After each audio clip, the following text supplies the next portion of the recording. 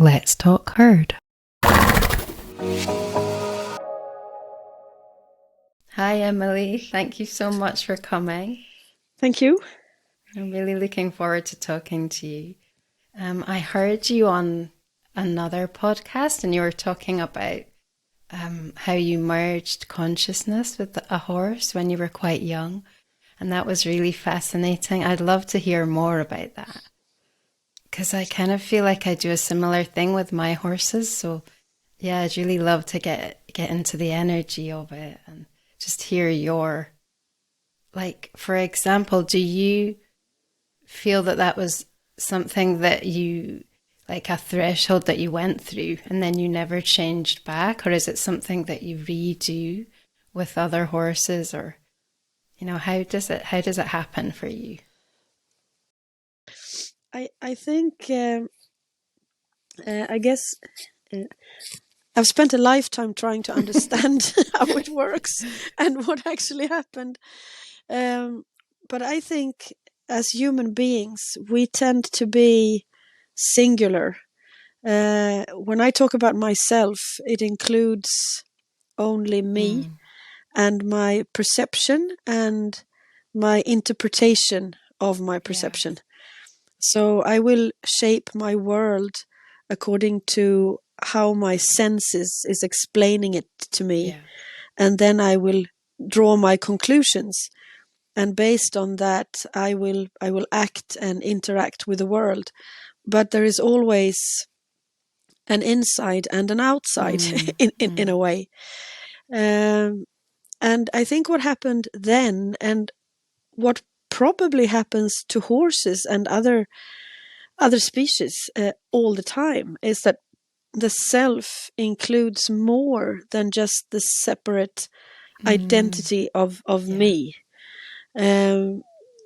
So when two humans communicate, we have a gap between us because I can only reach as far as I can in my imagination and my senses and my ability to feel compassion.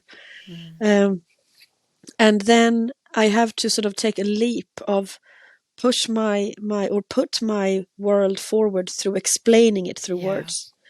So there is a sequence in time when we communicate where I explain my world to you and you receive it and you think about it and you send your sentence back in a way. And that's how humans communicate, and that's probably why we have words because we need them for that reason. But another way of communicating would be that instead of having a gap between us, we open the door so that we exist within the same bubble of consciousness, meaning that the self becomes an opening. So the self can include me and the trees around me and the horse that I'm next to, or probably the whole world if you get used to it in a way, I suppose. And what happened when I was a child was that I was riding in a riding school, a very traditional riding school that I think exists all over the world still today, where what we learn in handling horses is how to make them do what we want them to do. And a skilled rider is someone who can mold the horse into what we want. And we can do it in a nice way or we can do it in a tough way, but the order still remains, that the human being is taking the initiative and explaining to the horse what to do, and the horse is delivering our wish, you could say. So it's the same way of communicating again. It's the same gap and the same sequence in time, and the same need for confirmation, that we need the horse to deliver in a way the sense that I'm good enough, or that I'm good at what I'm doing, or that the horse likes me or trusts me, and that's how we build it. And it was the same in this riding school, and it was a tough riding school. The horses were, if they didn't do what people told them to do, they would be forced. Based on the idea that if an animal takes over, it will become dangerous, and they need to know who is the leader. And And I'm thinking that humanity has taken over this planet for a long Yeah. time, and it's quite disastrous. So I don't Yeah. know why we worry so much about other species, It's because true. so far there are no stories about what happens if trees get in power, or Yeah. That whole so concept of power. yes, the whole concept is very Yeah. abstract in a way. Yeah. Um, but there was this one pony that refused to Yeah. obey. This was what was so strong about her, was that she didn't. They said that she was respectless, but I guess that was a projection, because when you hit someone in order to make that individual obey Yeah. you, that is very respectless. Exactly. Yeah. Yeah. And so we tend to turn things around. But anyway, she was impossible to break down, you could say. She would fight back, and bite and kick and throw people off, and do everything that she wasn't supposed to. And something in her strength fascinated me, because I was in a sort of complicated situation myself. I grew up in a fairly destructive family setting, and I didn't feel very strong myself. So when I saw how strong and brave she was, there was something in her that it sort of drew me closer to her in a way. And this particular event then happened when I was just outside of her stable. They lived in stalls where they're being tied up against the wall, and I was standing outside and observing her. And for some reason that I will never know, probably, this gap was taken out. Yeah. So me and this horse were in the same place, which meant that I would immediately feel inside of me what she felt. And I knew that it was her and not me, because I didn't lose myself in her. It's not that I thought that I was the horse. I knew that we remained separate beings, but we experienced the same reality in exactly the same time. And because that is timeless, there is no words being exchanged in that meeting. It's like an immediate understanding, with all senses and emotions available at the same time, I would say.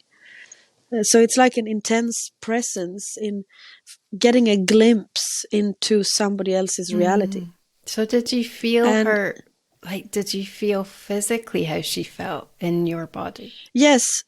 Yes, it's physical too. Would you say that it was like, for example, say she was sore somewhere, did you feel sore in that same place in your body, or did you feel it in a kind of sense picture in your mind? Yeah, both. I would say it's like, sometimes I try to explain it like it's like watching a movie, but you're also in it. Yeah. It's like you are the observer at the same time as you experience, instead of having subtitles or the actor saying something, you see the actor and you become the actor at the same time.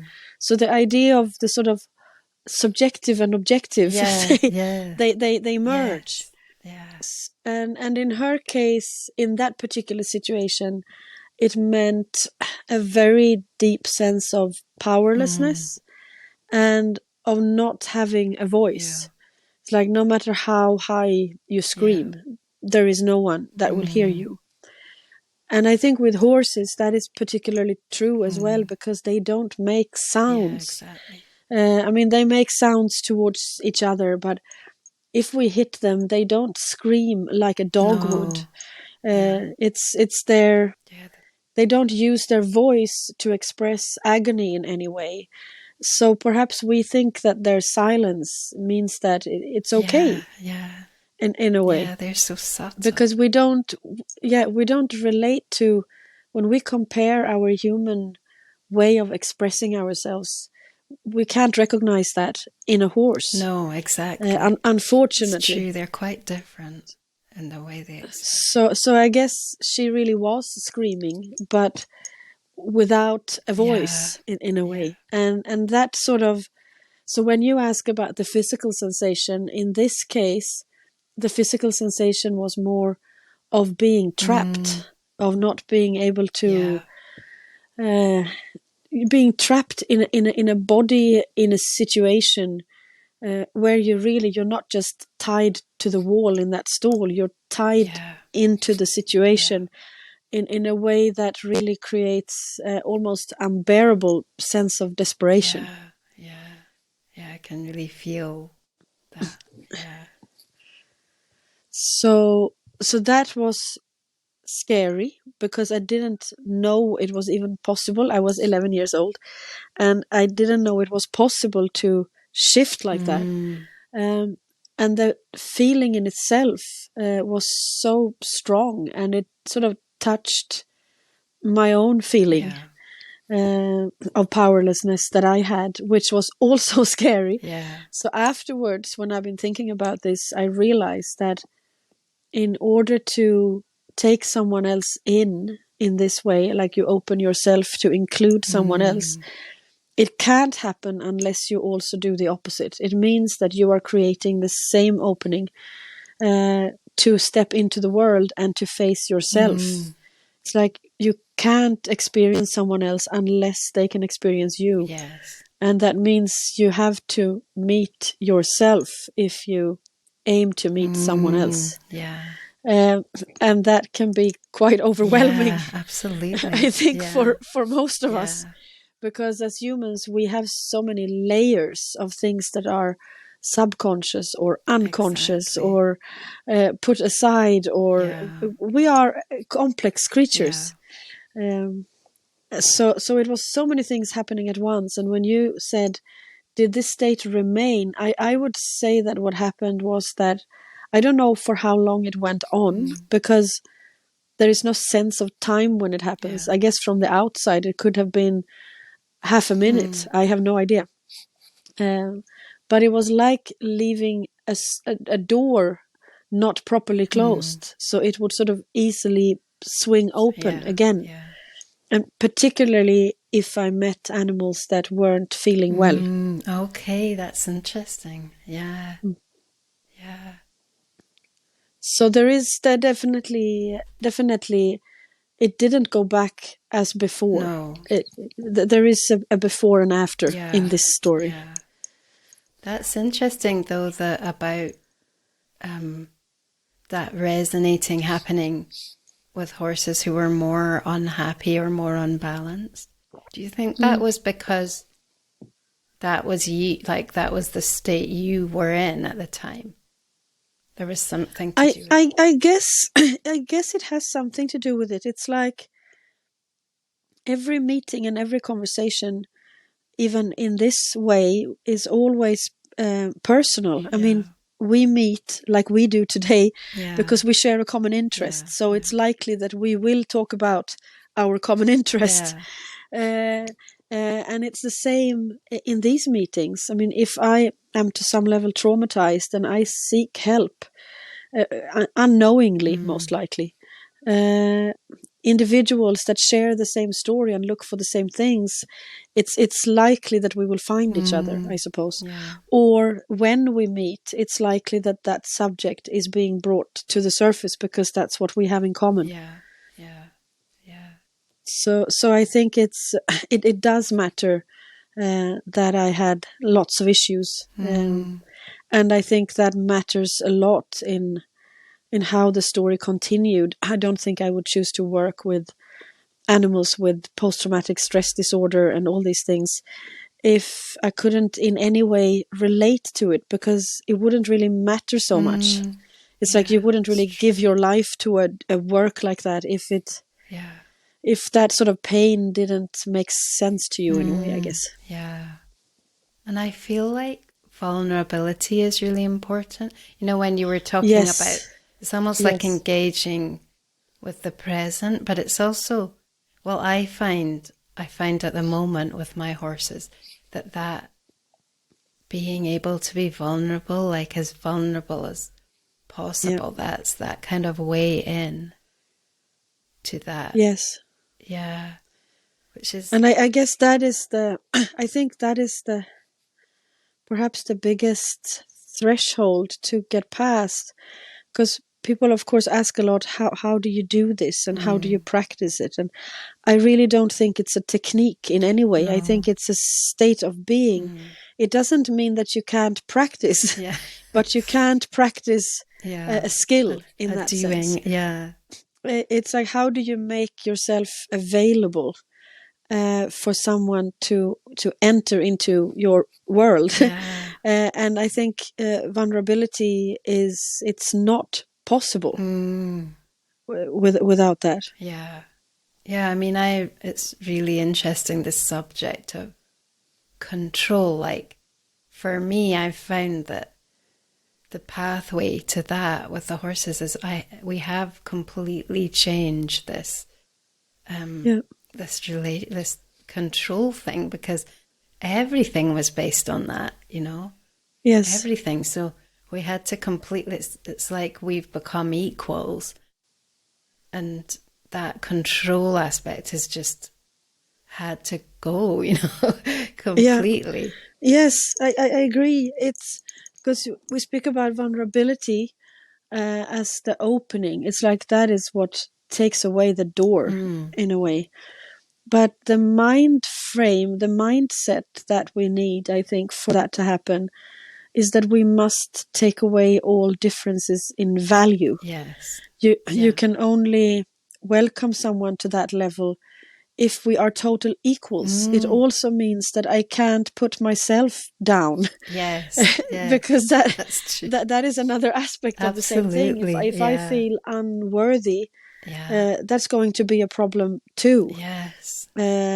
So it goes both ways. And when you take away the differences in value, and the meeting is timeless, because we share the same experience in the same moment of time, so there is no difference, then the whole concept of, I also think about riding, when we traditionally we give the horse an aid, like I use my legs or hands, as a symbolic language, or as a sort of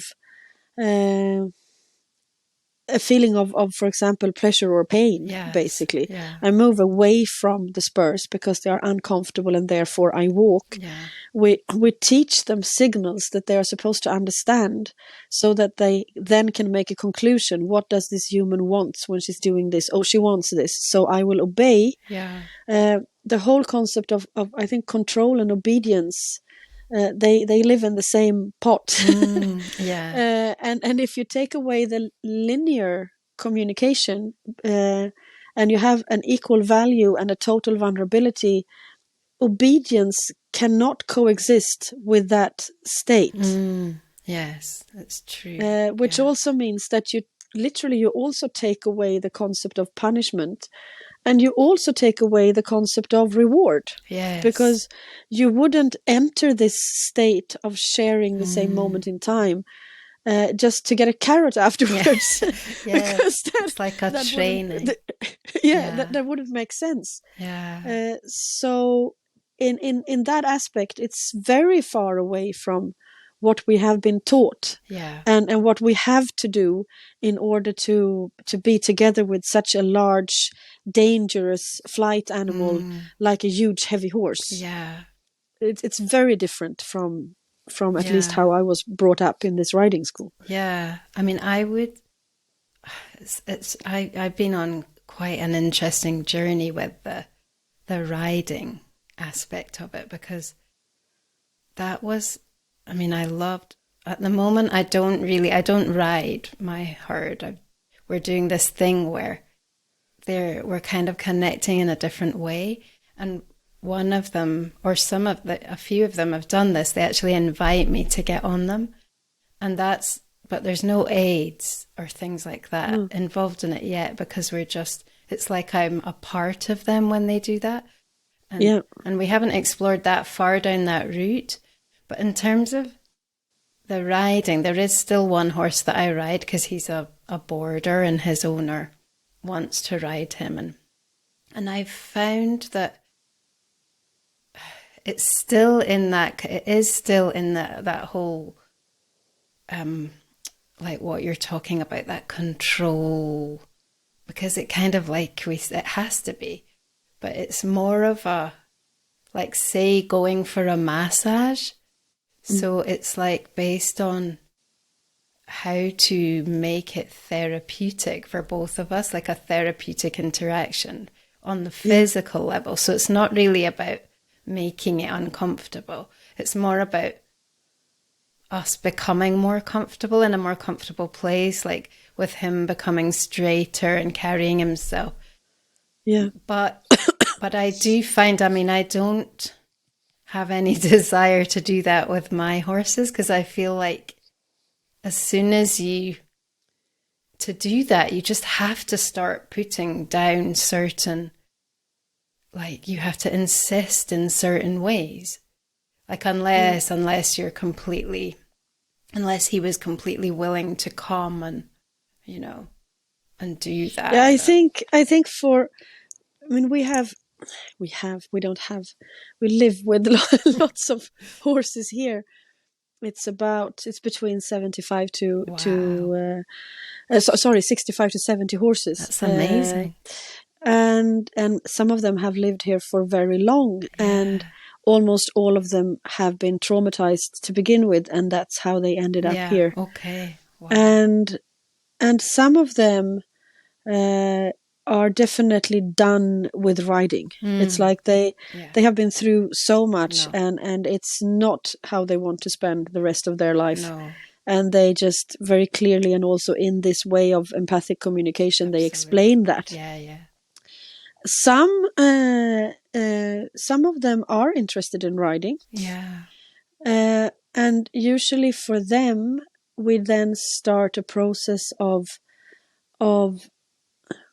learning whatever we need to practice in order to be able to, if that is a way of spending time together, one sitting on another one, then we have to relearn that. Yes. So then we start from zero, like with every step of switching balance, of meeting how these two bodies will actually help carrying each other. Yeah. And some horses, they are happy to do that process in order to heal past traumas.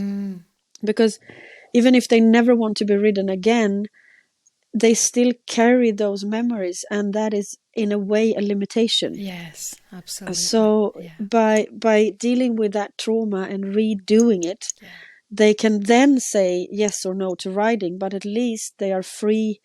It's not that they forget, but the old memories don't hold power over them anymore, you could say. Absolutely.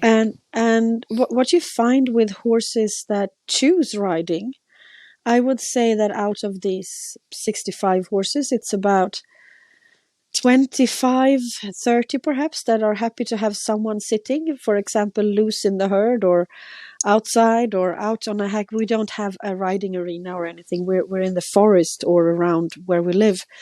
And about 20 likes to go for walks with someone sitting on them. And if there are mixes, but you can see that with the ones that choose riding, they find something in it that is relevant for them. It's like we have an old mare that loves taking risks. It's the best thing she can do in a herd. Her mission or what she contributes with is finding new ways, provoking stagnation. She loves ecstasy. She's the one that she loves. She's 30 years old now, and the best thing she knows is to gallop as fast as she can downhill. and in order to do that with this old body that she has now, she needs to do a lot of practices of balance and how to use her back, and particularly how to use her belly and all her umbilical muscles. So she's fully on doing that, and she loves doing that with a rider, because not so many of the other horses are interested in this, and so she does it with me. And if you want to practice to lose control, that is a very good exercise in that. But that means that riding for her adds something to her life that she couldn't find if she was only in the field. Yes. So I think that is a possibility. But for that to be a possibility, you need to first travel this long road of unfolding who you are and what you really want, and how you can share that with someone else.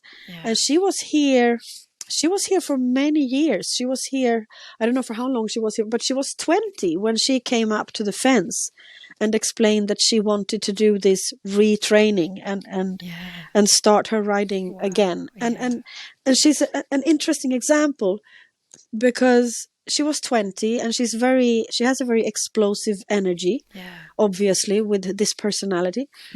And she wanted me to sit on her, and I was a little bit nervous because of that. And I sat on her for about 30 seconds. And then, without doing anything, she just said, "You have to jump off now." And I could feel her energy rising. And I jumped off. And then came all my old riding school teachings that you shouldn't give up. You should, you know, all of those. You can't show that you're afraid. All of these things came. That's amazing that came back. Yeah. Yes, because it sticks. It's so different. And so I jumped off and I felt useless. And the next day, the same thing. Not the next day, say another day that week. Normally the horses that choose riding, they never choose it for more than once or twice per week. No, I find so. Yeah. I'm very skeptic that there are so many horses that would prefer to be ridden every day, even if they would choose to. That's another subject. Yeah. But the next time she came up to the fence and again wanted me to sit, the same thing happened. 30 seconds and I had to jump off. And now I was prepared for that in a way, so I wasn't feeling so useless. And this went on for a couple of weeks. And then I started to realize that what we do when we break in horses, and we also call it that, is that they must limit their energy so we have a possibility to join them. Exactly, if they come with their full ability, it's too much for us. So true. Yeah. So we have to lunge them for half an hour, or we have to use draw reins so they can't buck. We take them away from the herd. We make their energy less and less and less until we can finally sit there. But she didn't want that. She wanted to be able to use her explosiveness together with the human being. That was her wish, which meant that she could only maintain, I wouldn't say control, but she could only master her energy to the level that a human being could join her for 30 seconds. Then amazing. She needed an outlet. And that was so fascinating to realize. So it's like, okay, then if you think about it that way, 30 seconds is quite good. It's a long time. So we continued like this. And after a couple of weeks, all of a sudden it was 20 minutes. And all of a sudden it was half an hour. Because she had adjusted her way of knowing herself to be able to use her energy together with me. And what we do now is when we take away the aids, like you say, you don't use aids, you sit there and you investigate it. What we investigated was that she can't belittle and diminish her vital force, because that would go against her nature. So that is not a solution. She needs to maintain the same amount of energy, but distribute it differently in her body. And we can do that through breathing. It means that if she's galloping very fast and needs to slow down, I realized that when we came around a bend at very high speed, and I thought that we would basically fall over in the bend. And I started to really panic. And then I get closer to the bend, and then I'm thinking, but Emelie, honestly, if she was loose in the field, you would never doubt that she could stop whenever she wanted. So why do you think she can't stop just because you're sitting on her? Exactly. What is it in your mind that makes you think that we will die in this bend? Because she's not suicidal. She don't want to kill herself in this bend. It's you. Wow. And then I understood from her that if I open up the breathing through my diaphragm, which is a circular muscle, it will give her the sense of having enough space. And when she has enough space, she will lengthen her stride. And when she does that, her energy will go down towards the ground, and then she can stop. Okay. So she will not stop by me breaking her, by pulling reins towards me. No. She will stop by breathing out, so that the last stride will be able to maintain all her energy, and then she can stop. But this is, of course, based on the fact that both of us wants this to happen. I can never force her to stop or control her speed by breathing. It completely depends on her willingness to do this together with me. Yes. So there are ways that we can share, the same physical experience. She would never be able to do this with me running next to her, because that would be terribly slow. Exactly. And she couldn't stand it. Yeah. But it would then mean that we can only ride a horse if they have an interest in doing so. Yes. And we can't book it. We can't say that I will ride on this horse between 4 and 5, and we will practice left rein canter. That's not possible. No. So how do you structure this? How would you have a riding school, or how do you fit this into your schedule of working and making dinner and taking care of your family and exercising your horse? So it also goes against. We've built a society based on this control. Absolutely. Yeah. I love everything you're saying. Is so in alignment with what I've experienced. And I just love the whole, and this thing of discovering ways of, like you say, with the diaphragm, with the breathing, these ways of being able to be in their world. I had a dream once where, quite recently, where I was on a horse and she was just going crazy and doing everything, like bucking and spinning and rearing, and then I just was able to stay there because of the energy, because this is one thing I'm kind of discovering, that how you say the willingness is really important. Well, that willingness can create an energy that sort of holds you, that keeps you safe.